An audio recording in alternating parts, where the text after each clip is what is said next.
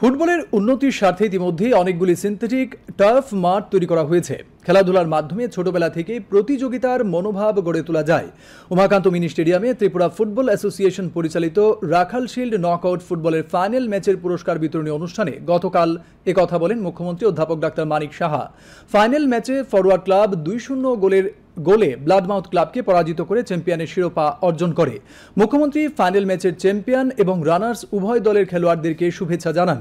প্রাক্তন ভারতীয় ফুটবলার গৌতম সরকার, প্রাক্তন বিচারপতি অরিন্দম লোধ, ত্রিপুরা ফুটবল অ্যাসোসিয়েশনের সভাপতি প্রণব সরকার, সচিব অমিত চৌধুরী প্রমুখ উপস্থিত ছিলেন।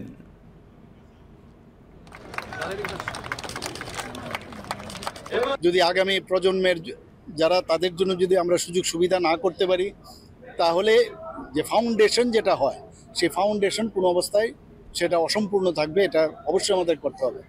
খেলাধুলাতে এক তো মানসিক আবার ফিজিক্যাল তো আছেই, তার ডেভেলপমেন্ট হয় এবং তাতে করে আমরা বারবার বলছি যে নেশামুক্ত ত্রিপুরা, যে নেশার যে বিষয়, নেশামুক্ত ভারত, তার থেকেও কিন্তু আমাদের আগামী দিনের যারা প্রজন্ম ছেলেমেয়েরা কিন্তু তার থেকে দূরে আসবে। খেলো ইন্ডিয়া তো মাননীয় প্রধানমন্ত্রী যে করছেনই, খেলো ত্রিপুরাও কিন্তু আমরা সেই স্কিম আমরা নিয়ে এসেছি। তো বিভিন্নভাবে আমরা চেষ্টা করছি খেলাকে যাতে আরও বেশি করে উন্নয়ন করা যায়।